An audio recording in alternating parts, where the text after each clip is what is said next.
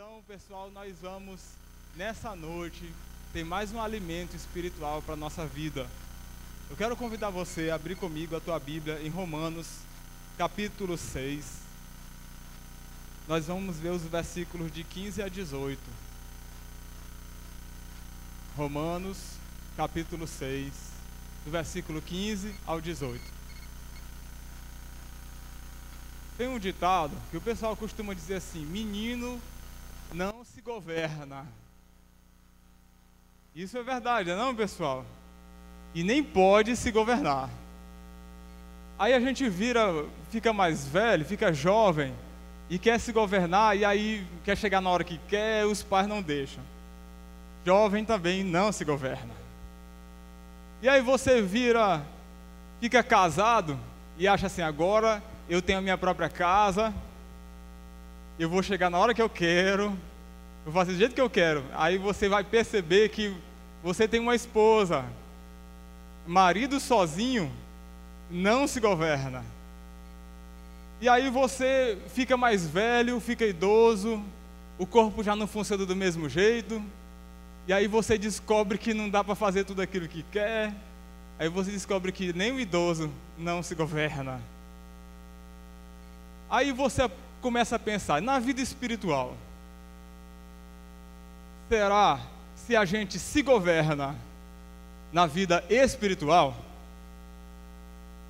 Bom, pessoal, o texto de hoje, ele visa responder algumas perguntas sobre quem governa a nossa vida. Olha comigo, Romanos capítulo 6, do 15 ao 18. Quem tiver sem sua Bíblia, você pode acompanhar aqui. Se você tem a Bíblia aí, se você tem a Bíblia na tua mão, você fica comparando as versões aqui, viu? Eu estou usando a versão NVI na maioria dos textos. A Bíblia diz o seguinte: então,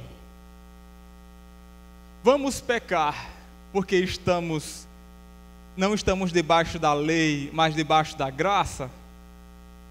De maneira nenhuma.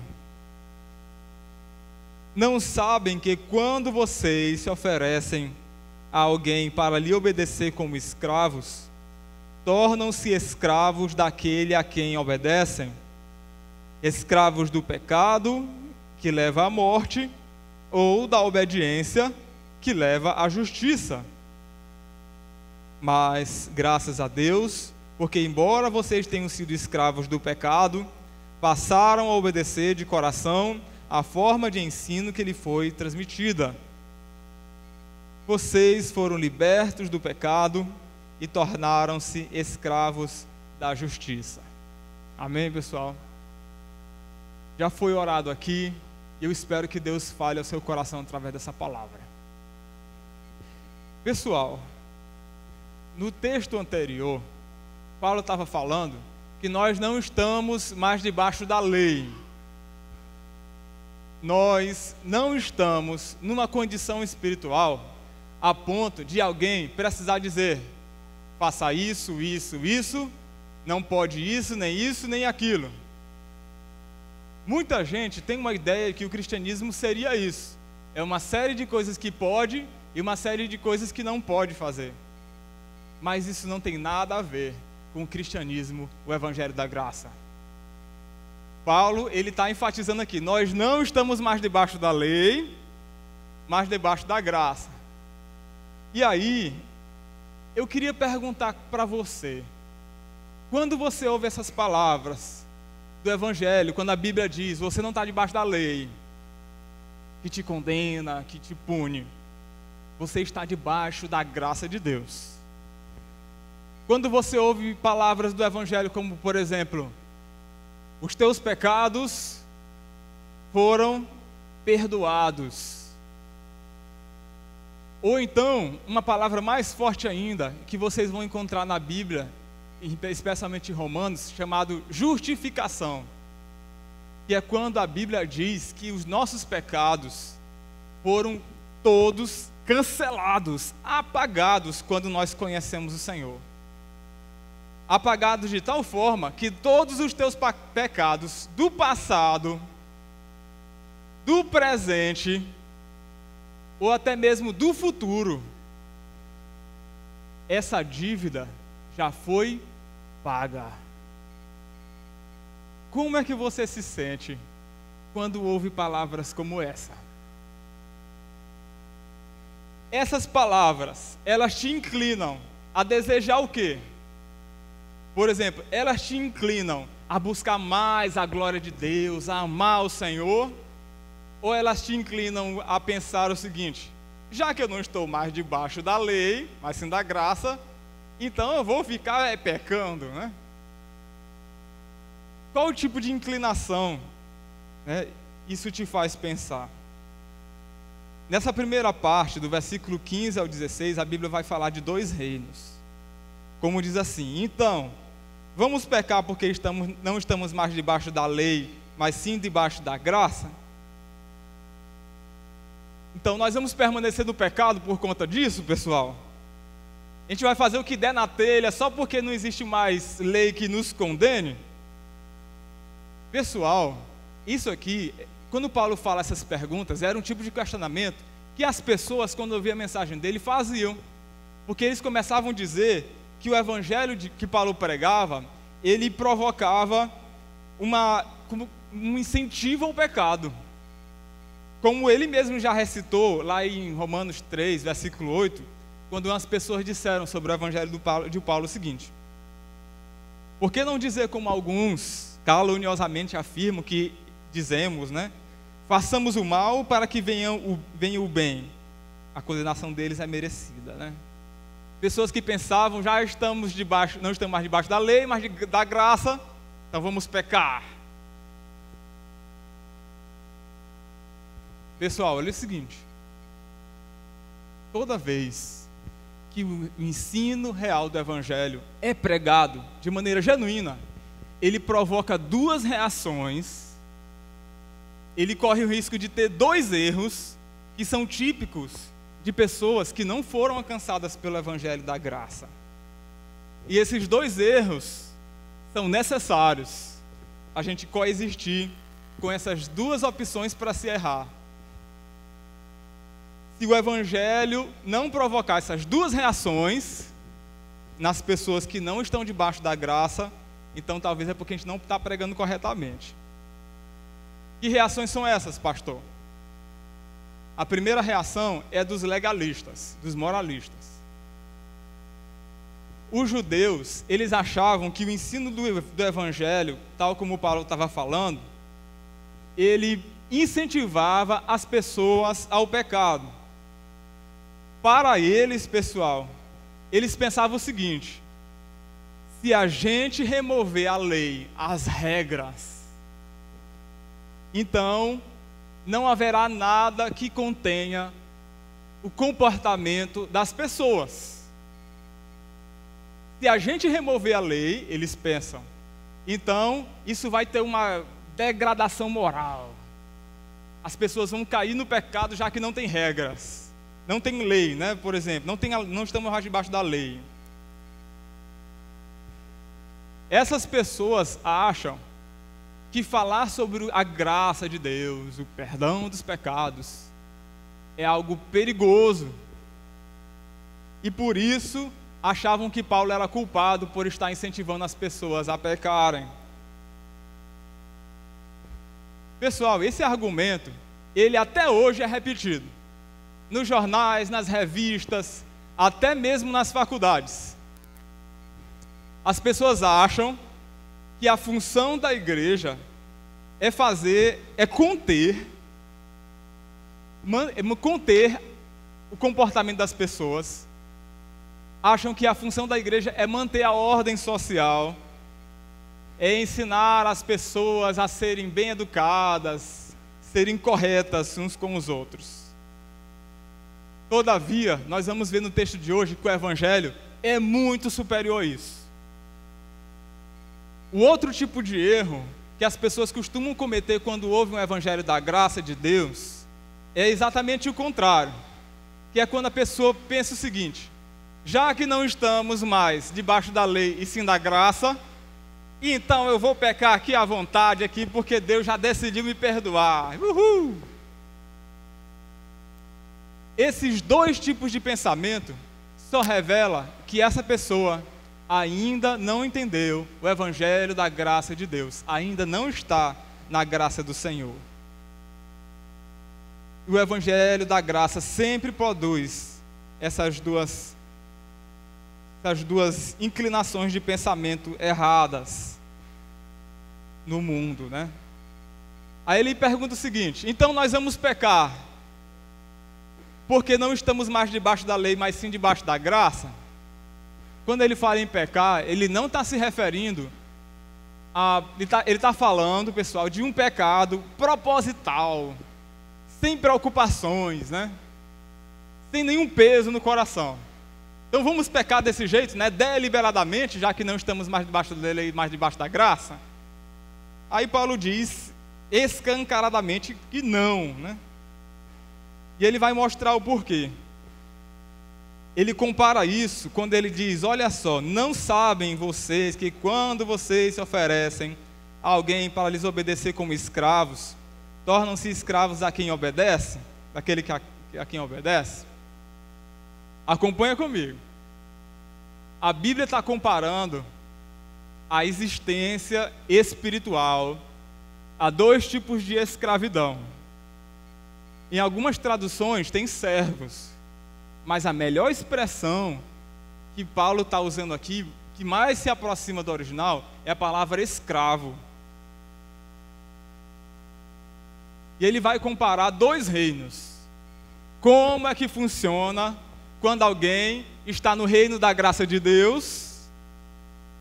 Como é que funciona alguém que está no reino do pecado, né? E ele diz assim: vocês não sabem que quando vocês se oferecem como escravos a alguém, são escravos daquele a quem obedecem, né? Ele vai comparar que no reino da graça, no reino do pecado, o pecado inclina a pessoa a fazer aquilo que o pecado propõe. A ideia da Bíblia, olha só, pessoal, é de que a graça de Deus, ela também causa uma certa pressão, tal como o reino do pecado provoca. É um reino, é uma imposição.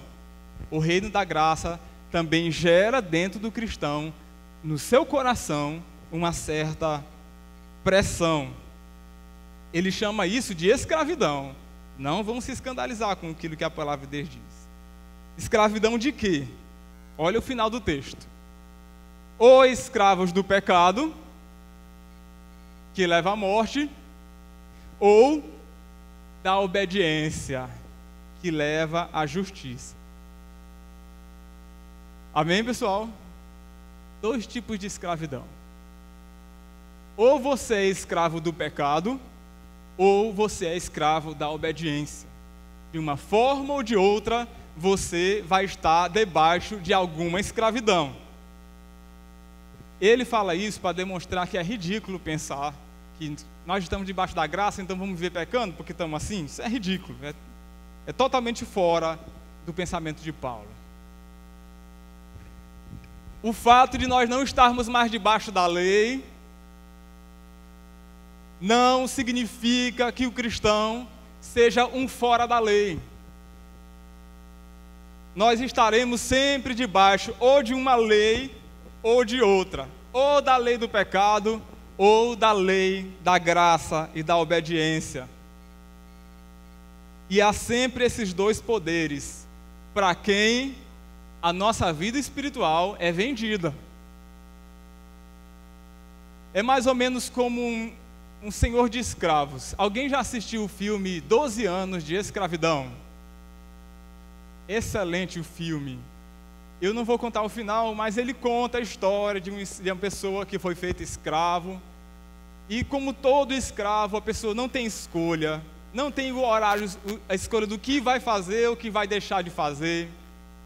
Ele, por causa do seu senhor, ele se vê compelido a obedecer a quem ele é escravo. Então, pessoal, a Bíblia está dizendo que ninguém é livre absolutamente. Não existe essa de livre arbítrio. Ou eu sou escravo da lei do pecado, ou eu sou escravo da lei da obediência, da graça de Deus.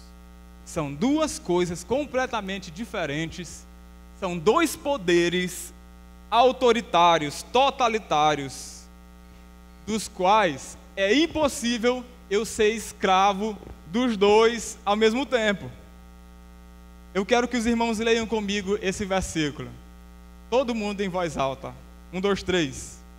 Ninguém pode servir a dois senhores, pois odiará um e amará o outro, ou se dedicará a um e desprezará o outro. Vocês não podem servir a Deus e ao dinheiro. É impossível servir a dois senhores espiritualmente. Alguém pode se perguntar o seguinte: pastor, então como é que eu sei de quem eu sou escravo? Você sabe pelos frutos que produz. Olha só como a palavra de Deus diz lá em Mateus capítulo 7, do 15 ao 20. Eu quero pedir que as mulheres leiam junto comigo. Mulheres, estão no ponto? Então vamos lá, bora ver a voz das mulheres aí. 1, 2, 3. Cuidado com os falsos profetas.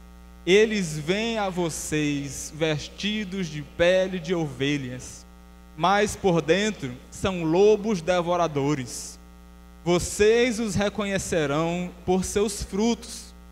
Pode alguém colher uvas de um espinheiro ou figos de ervas daninhas? Semelhantemente, toda árvore boa dá frutos bons, mas a árvore ruim dá frutos ruins. A árvore boa não pode dar frutos ruins, nem a árvore ruim pode dar frutos bons. Toda árvore que produz bom fruto é cortada e lançada ao fogo. Assim, pelos seus frutos, vocês os conhecerão. Amém, pessoal? A nossa natureza e condição espiritual se manifesta pelas nossas ações. Nos dois casos, essa natureza gera dentro de nós uma inclinação. Se você está debaixo da graça de Deus, isso fará com que você cumpra os propósitos da graça de Deus em você.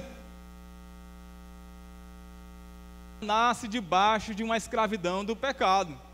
Tanto é que isso gera no teu coração inclinações desde cedo. Desde cedo, o bebê começa a ter alguns comportamentos de birra, morder o bico do peito da mãe. Quando dá um pouquinho mais tarde, ele começa a aprender a mentir, só que não mente muito bem, né? Quando fica mais velho, ele começa a aprender a mentir melhor. A pessoa pega o dinheiro do pai, da mãe. Aí tu pegou? Mãe, eu nunca peguei isso aí. Né? A pessoa vai aprendendo a mentir, aprendendo a errar. Isso ele faz naturalmente, isso é uma inclinação da natureza, porque nós nascemos debaixo da escravidão do pecado. Tanto é que quando a Bíblia está falando da vida do cristão, ela está falando de uma transformação tão profunda que, vocês lembram, pessoal, que quando Jesus Cristo está falando com Nicodemos, ele fala de um novo nascimento. Quem lembra o que a Bíblia diz lá em 1 Coríntios 5:17? Vamos lá, pessoal, quem sabe recitar? Se alguém está em Cristo, nova criatura é. As coisas velhas já passaram, e eis que tudo se fez novo. É uma nova criatura, nasceu de novo. É a mesma coisa quando você vê alguém que não é muito bonito, e diz assim, esse aí só vai ficar bonito se nascer de novo. Espiritualmente, pessoal, o Senhor faz isso dentro de nós. Amém? Glória a Deus, né, pessoal? Por isso. Aleluia, né? E olha só como ele diz: vocês eram escravos do pecado, mas passaram a obedecer de coração. Atenção! era de um jeito, escravo do pecado. Agora passou a ser de outro jeito, passou a obedecer de coração. E essa expressão, pessoal, da palavra de Deus, quando diz é uma obediência de coração, ela indica que essa mudança não é simplesmente uma mudança de pensamento, é uma mudança interior, é de todo o teu ser, de toda a tua personalidade. Todo o teu interior passa a funcionar de acordo com essa transformação espiritual que a Bíblia está descrevendo aqui. Glória a Deus, né? Pessoal, a Bíblia está falando de uma completa mudança de dono. Nesse sentido, não existe ninguém neutro. Ninguém escolhe nascer no pecado, ninguém escolhe nascer de novo na graça. Em cada caso, você é escravo de algum senhor. Para que você nasça de novo, é necessário que alguém provoque isso em você. Você não escolheu nascer. Alguém escolheu nascer, pessoal? Certamente não. Espiritualmente, da mesma forma. Ninguém escolhe deixar de ser escravo de um determinado senhor para ser escravo de outro senhor. Isso nunca existiu. Porque se escolhesse, não era escravo. Tanto é que quando Jesus vai falar sobre essas coisas, ele diz as seguintes palavras. E eu quero ver que os homens aqui, se estão com a voz boa aqui hoje à noite. Vamos ler, homens? 1, 2, 3. Quando um homem forte, bem armado, guarda a sua casa, seus bens estão seguros.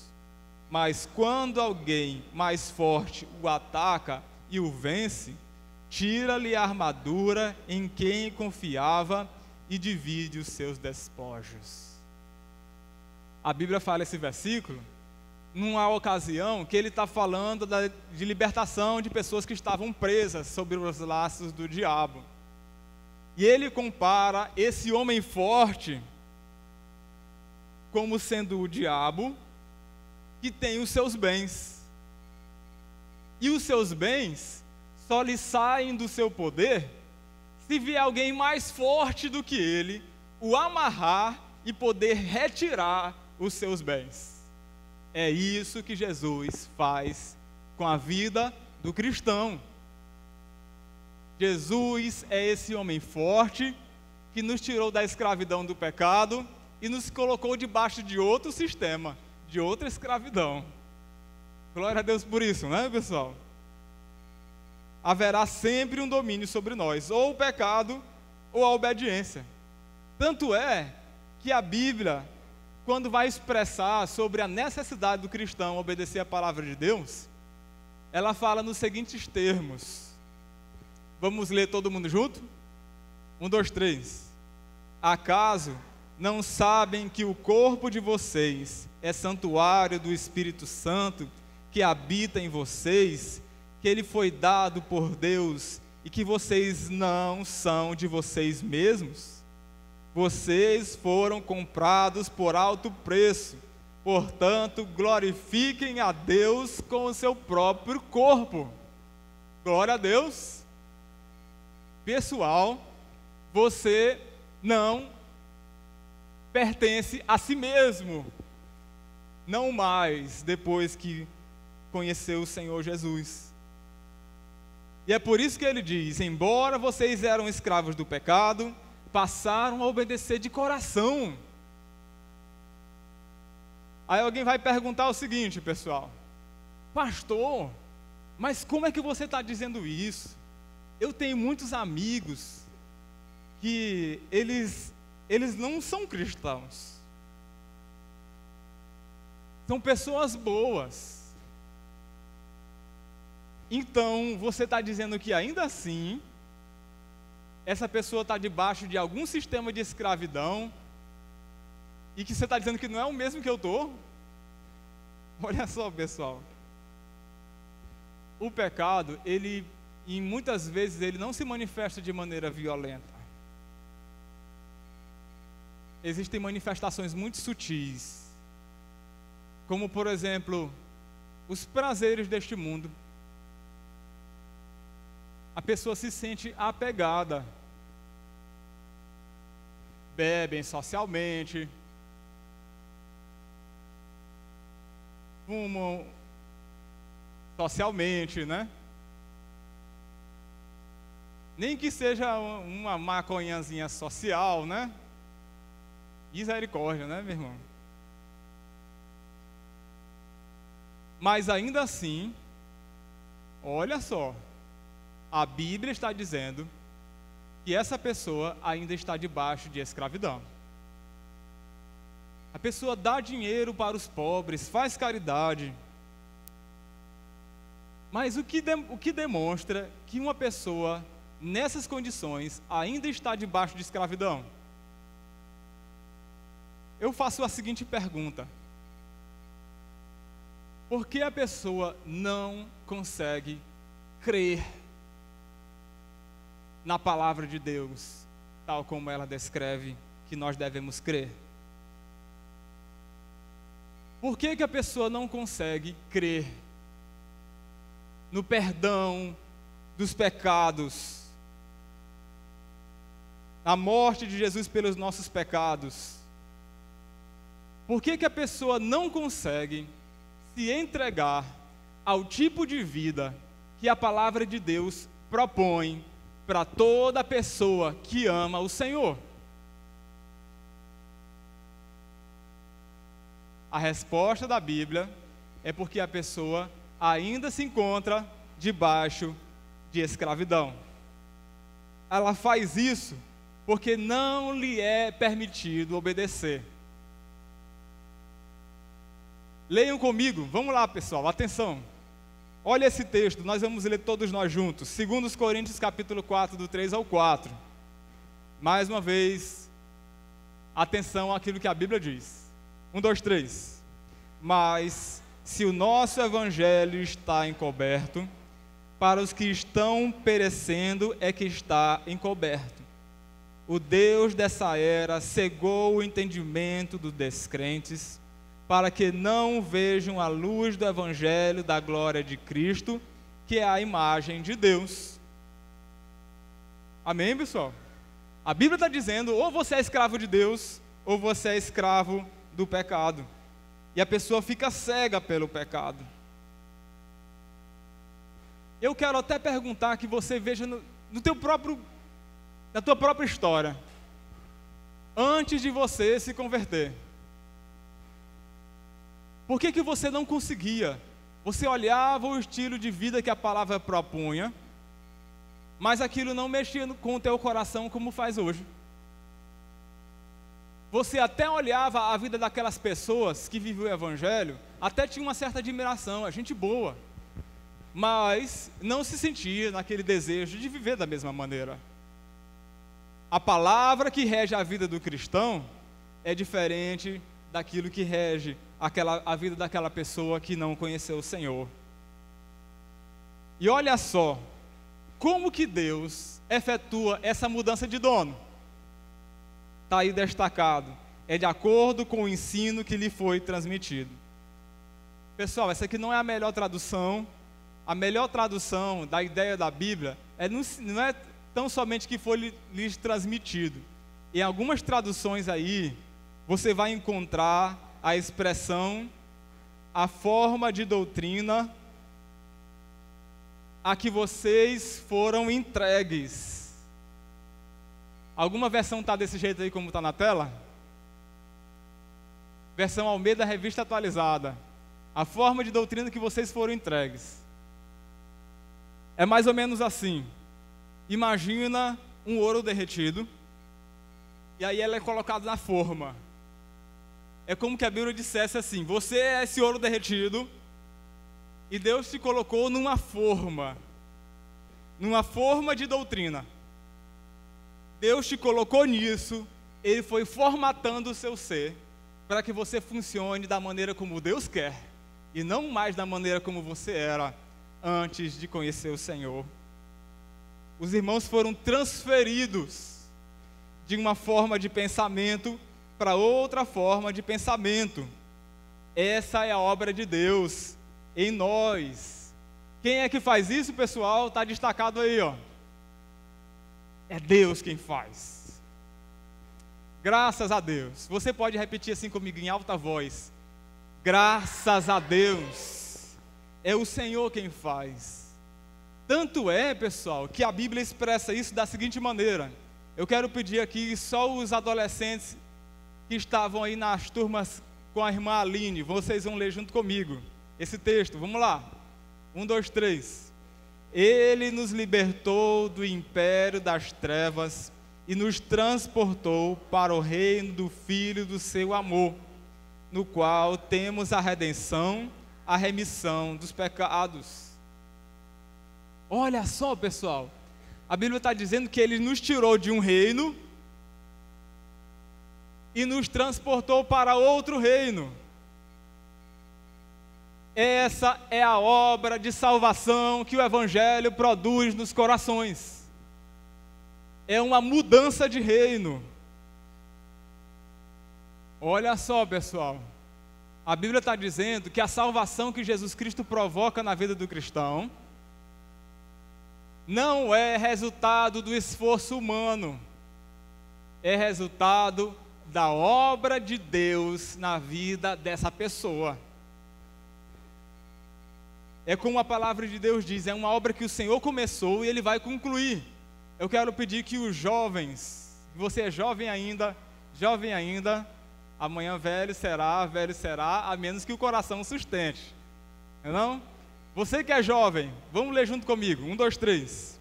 Estou convencido de que aquele que começou a boa obra em vocês, vai completá-la até o dia de Cristo Jesus. Essa obra que o Senhor começou na vida do cristão. Esse é o tipo de vida que o Senhor te transportou. É por essa razão que Ele diz, você veio a obedecer de coração a forma de doutrina a qual você foi entregue. E atenção aqui, pessoal, para ninguém se perder no pensamento. A Bíblia diz que isso é de coração. Isso precisa ficar muito claro na mente de cada um de nós. Eu pergunto para você, atenção, você serve ao Senhor, você está aqui, você foi forçado a fazer isso? Para você é ruim? Tipo assim, eu vou, assim, sem querer, né? Penoso, eita, mas obedecer ao Evangelho é tão ruim. Eita, mais uma regra que o pastor está botando aí na frente. Olha só, meu irmão, eu entendi o pensamento de alguém que comentou aí, né? Vocês obedeceram de coração. Pessoal, essa é a obra que o Evangelho faz em nós. Esse tipo de vida que o Senhor te colocou é diferente do tipo de vida que você estava antes de conhecer o Senhor. Porque o pecado é uma escravidão terrível. É um aprisionamento angustiante. E por vezes, quando você estava debaixo do pecado, o pecado quis te segurar com todo tipo de esforço para que você não saísse debaixo da sua escravidão. Alguns aqui passaram por isso, antes de você se converter. Você estava tão preso que parecia para você que era impossível de sair daquele tipo de vida. Você até queria, em algum momento, ser diferente, ter um tipo de vida transformada, viver como agradasse o Senhor. Mas esse tipo de vida só é provocada quando existe uma transformação profunda e interior nos nossos corações, a ponto da gente obedecer o Senhor de coração. Pessoal, quando alguém está debaixo do Evangelho de Cristo, debaixo da escravidão da graça, da justiça, da obediência, isso provoca imediatamente dentro de nós algumas reações no coração. A pessoa começa a rejeitar, a odiar o pecado. Começa a ter um tipo de desprazer quando o pecado se aproxima ou você vê o pecado dentro do seu próprio coração. E você começa a sentir prazer em estar no Senhor, em fazer a vontade do Senhor. Antigamente, eu pergunto aqui para você, você se imaginava em um retiro espiritual, louvando ao Senhor de braços abertos e cantando, né? Santo, és incomparável. Você se imaginava fazendo isso aí, pessoal? Você se imaginava lendo a Bíblia, dando glória a Deus, orando do jeito que você fez hoje, do jeito que você fez hoje pela manhã? Isso é o tipo de vida que só o Senhor provoca. Pessoal, a fé, quando nós estamos debaixo do Evangelho, isso produz exatamente o oposto que o pecado produzia dentro de nós. O pecado produzia uma escravidão angustiante. A vida com Deus produz dentro de nós uma inclinação à obediência, de maneira que isso agrada não somente a Deus, mas o cristão passa a se alegrar por agradar a Deus. Crer nesse Evangelho é obedecê-lo. Se você crê no Evangelho, você passa a obedecer de coração a essa forma de doutrina a qual você foi entregue. É uma obediência de coração. É um escravo feliz. Amém, pessoal? É algo voluntário, de todo o coração. E você se alegra em glorificar o Senhor. Aí ele completa com a seguinte frase, pessoal: vocês foram libertados do pecado e tornaram-se escravos da justiça. Eu quero que você olhe para esse versículo e você perceba que aqui ele não está falando de uma ordem, viu? Não é um imperativo, a ponto como que alguém pudesse entender. Libertem-se do pecado e sejam escravos da justiça. Não, não é um imperativo, é uma declaração. Ele está dizendo que isso já aconteceu. Vocês foram libertos do pecado e se tornaram escravos da justiça. Amém, pessoal? Esse é o tipo de transformação que acontece na vida de todo cristão, indistintamente. Não existe um só cristão genuíno que não tenha passado por esse tipo de transformação no seu interior, a ponto de você se ver liberto do pecado. Quando a Bíblia fala liberto do pecado, não significa liberto do pecado em absoluto. Você foi liberto do velho homem, aquele velho homem que te inclinava e te fazia funcionar sempre na base do pecado, como o pecado o queria, distante do Senhor, sem ter aquele interesse genuíno de buscar o Senhor. É isso que o pecado faz. Na vida do cristão, o pecado ainda acontece, mas você já não é mais escravo dele. Ele já não é mais o teu Senhor. Você foi liberto. Deus te capacitou. Ao te tirar do império do pecado, Ele te capacitou para que você possa vencê-lo.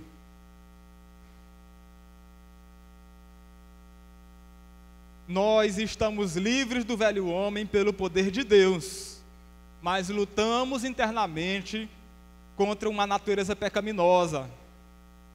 Mas esse novo homem é alguém que foi feito capaz para vencer o pecado e se tornou escravo de quê, pessoal? Se tornou escravo de quê? Da justiça. Pessoal, uma prova. Qual é a prova de que alguém foi liberto da escravidão do pecado? A prova é a capacidade que essa pessoa recebe do Senhor para obedecer o Evangelho. Antes você funcionava de um jeito, agora o teu coração se inclina para funcionar de outra maneira.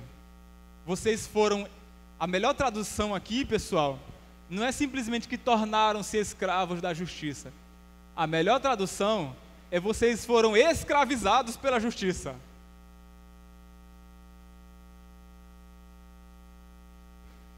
E aí a gente volta para os princípios da mensagem aqui. Pessoal, o cristianismo genuíno, ele não é simplesmente uma moralidade. Não é o que você deve fazer de certo e o que você deve fazer de errado. Não. O cristianismo é muito superior a isso.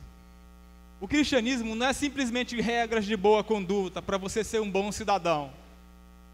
O cristianismo não é simplesmente algo para tentar manter a ordem social, como algumas pessoas até dizem. É algo muito superior a isso.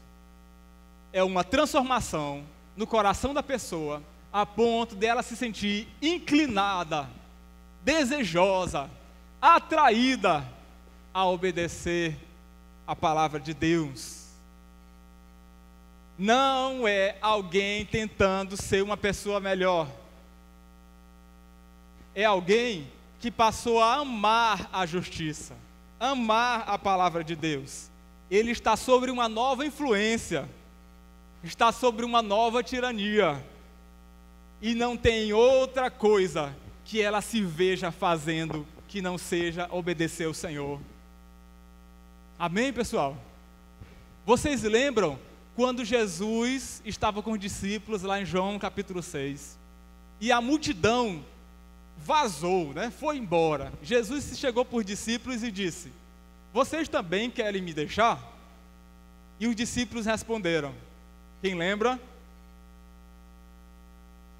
Senhor, para onde nós iremos? Pois só tu tens as palavras de vida eterna. Essa é a condição do cristão. Ele não tem mais outra coisa a fazer senão obedecer o Senhor. Glória a Deus, pessoal. É por isso que a Bíblia diz, nesse texto que é muito conhecido, eu quero que você leia na perspectiva desse texto de Romanos. Nós vamos ler todos juntos aí. 1, 2, 3. Pois a carne deseja o que é contrário ao Espírito. O Espírito o que é contrário à carne. Eles estão em conflito um com o outro, de modo que vocês não fazem o que desejam. A ideia da Bíblia é de que a carne cobiça as coisas que é do Espírito, a carne cobiça as coisas que é da carne, o Espírito cobiça as coisas que é do Espírito. A ideia é de cobiçar para dominar a tua vida,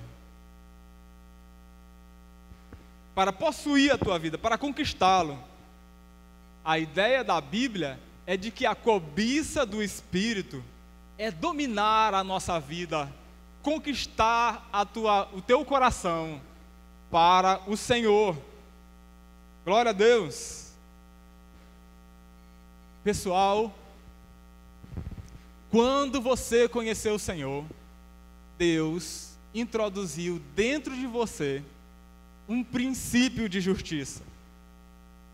E essa obra que Ele começou em nós, Ele vai completar. Ele vai completar. Você foi escravizado pela justiça de Deus. O teu coração foi dominado. Não que isso seja algo terrível e desagradável, mas nós fazemos isso de todo o nosso coração. Aí alguém pode perguntar: pastor, se você está dizendo que eu fui escravizado pelo Senhor para a justiça, e se eu quiser desobedecer? E aí, o que é que acontece? Você talvez já tenha experimentado na tua própria pele o que acontece quando a gente começa a viver em desobediência à palavra de Deus. É algo terrível.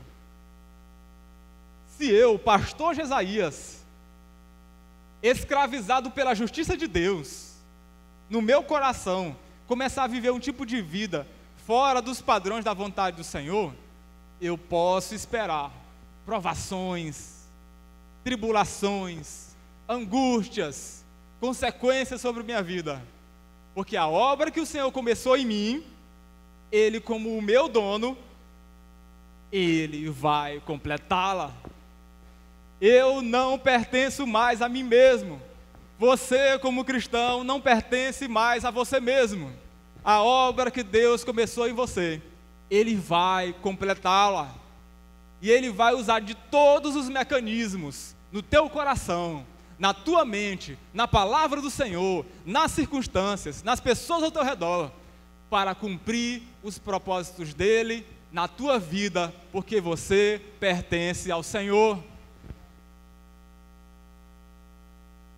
Nesse sentido, pessoal, a vida cristã não é simplesmente uma questão de esforço próprio, é uma questão de cumprimento da obra de Deus em nós.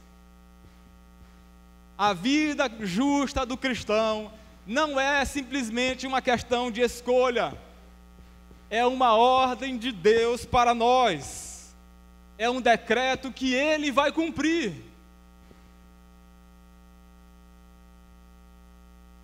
Um dos maiores erros dos sistemas éticos, morais da nossa época é achar que eles são capazes de produzir uma vida santa simplesmente por um conjunto de regras. Mas só o Senhor pode produzir no nosso coração esse tipo de transformação que muda o nosso ser. É por essa razão que a vida cristã é totalmente diferente de todo tipo de vida que alguém pode viver em outro lugar. Não é simplesmente uma questão de religião. Não é simplesmente uma questão de ir para a igreja. É uma questão de mudança de dono, de mudança de coração, de transformação interior. E você vai se sentir compelido a obedecer ao Senhor no teu coração. Aí eu pergunto mais uma vez, de acordo com esse ensino da palavra, quem te governa? Da mesma maneira que menino não se governa, nem jovem se governa, nem casado se governa, nem idoso se governa, espiritualmente, ninguém governa a si mesmo. Ou você é governado por este mundo, ou você é governado pelo Senhor. Aí eu pergunto para você, de acordo com a palavra de Deus, como está a tua condição espiritual nessa noite? A que você se sente compelido a obedecer? O que te atrai? Essas respostas, elas descrevem o que acontece dentro do teu coração. A minha oração é que durante esse retiro, o Senhor gere dentro de você um desejo profundo, santo, intenso, de amar ao Senhor, de obedecer ao Senhor, de buscar a palavra dEle. Aí a tua vida cada vez mais vai sendo transformada pela obra de Deus em tua vida. Amém?